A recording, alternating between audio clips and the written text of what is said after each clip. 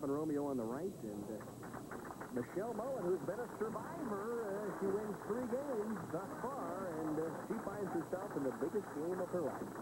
You bet. She's already surpassed her career earnings, which were $14,555 up until this point. She is now guaranteed at least $20,000 for second place.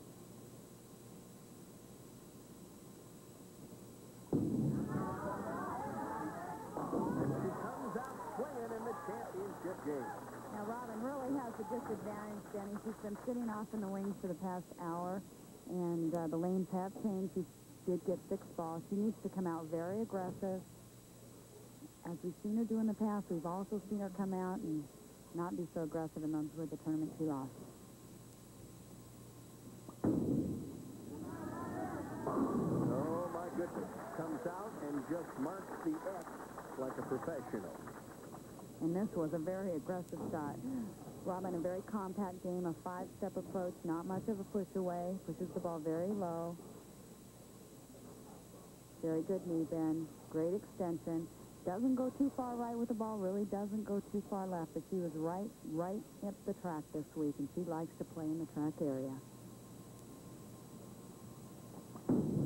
Trying to double up and put the heat right back the other way through the nose and leaves the 6th pin. Already won 3 times this year, won last week in Hyattsville. Number 1 in money, number 2 in average, number 1 in competitive points. Really having the year of her life and her career. The one thing she's never done is won a major title, and this would be the title for her to win. A little thumpity dump on the thumb hole, but she throws a backup shot at spares most times and is an outstanding spare player.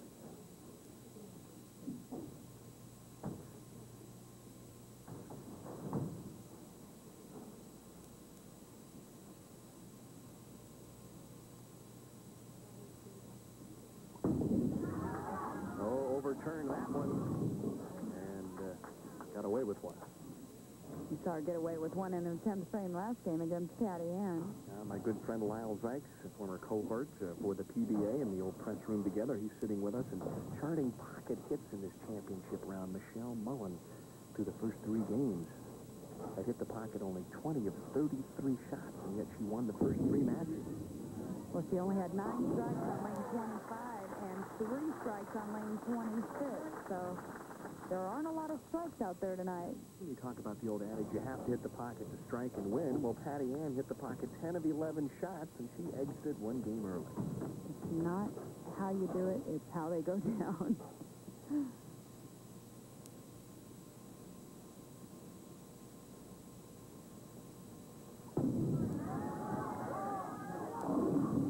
She's made a living on the left-hand lane thus far, and now it's a 2-4-5 in the 3rd.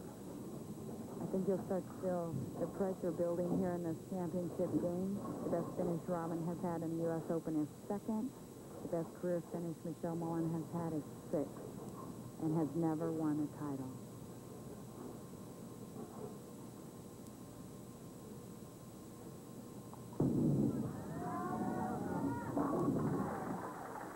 So a pair up in the 3rd, Robin Romeo. Shoot now in the 3rd frame. Robin struck last time on lane 26, came out with a great opening shot. Originally from Brooklyn, New York, now living out in Van Nuys, California. Started bowling at the young age of 6. Stood up a little quickly on that one. Oh, is it going to fall? The 4-pin leads and the 7-pin stands. And I don't know about you, I'd like to take this pair of lanes with me everywhere because you can throw it through the nose and you don't get a split. Actually, I'd like to take the pins with me in that case. It looks like the pins are the ones that are doing all the work here. Well, for a while there, 4 of them are standing, and when it's all said and done, just the 7-pin remains.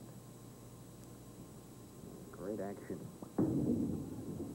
Takes advantage of the break and spares up, and I just have a sneaking suspicion this one's going right to the 10th frame. I think so, as the last 3 matches have. We've had a very exciting show this evening. Well, of course, the good folks at Seagram's have made this such a marvelous tournament. $40,000 on top. It's the 3rd year they had sponsored the event, and let's hope they sponsor for many, many more years.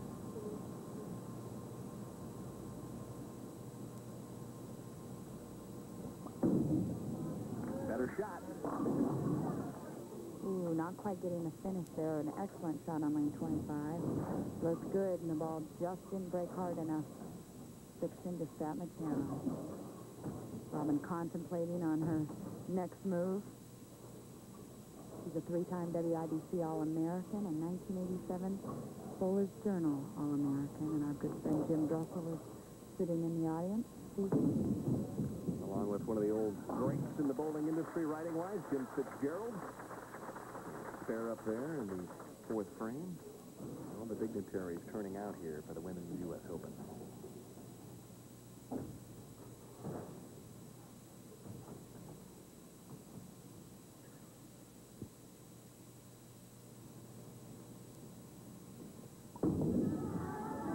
This one's hooking early and through the nose, and no, not another strike through the nose.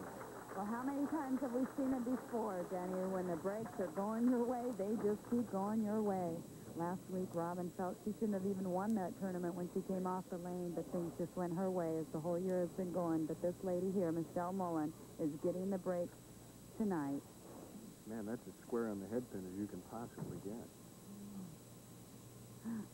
I know one thing.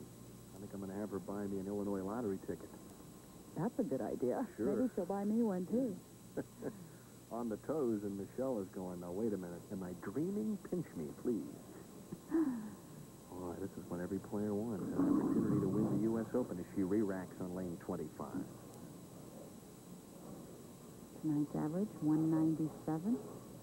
Almost keeping up with that 208 television pair average and looking for the double. Ooh, sends it wide. The ball looked like it started to come back, and then it just went sliding away.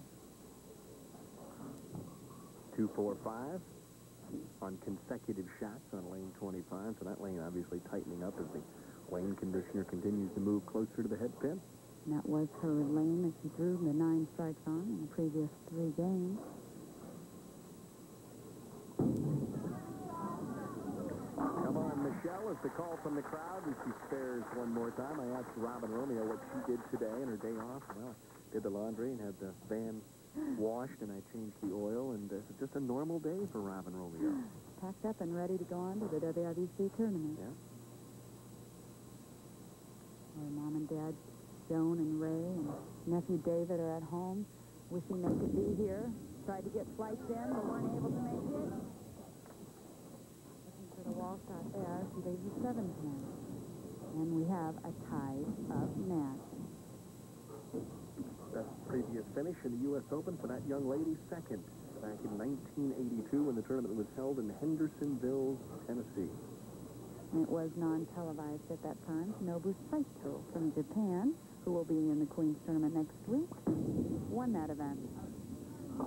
You're right, though. I think you hit the nail right on the head, Leota, when you said, Robin has been very successful out here. 10 titles, and she's having a tremendous year this year, but she's never won a major championship. And, boy, she just does not want to let this one get away from her. She finished second in Samstown National Championships twice.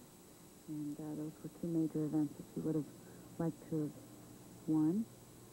Only 3 strikes through the first 10 frames in the title match.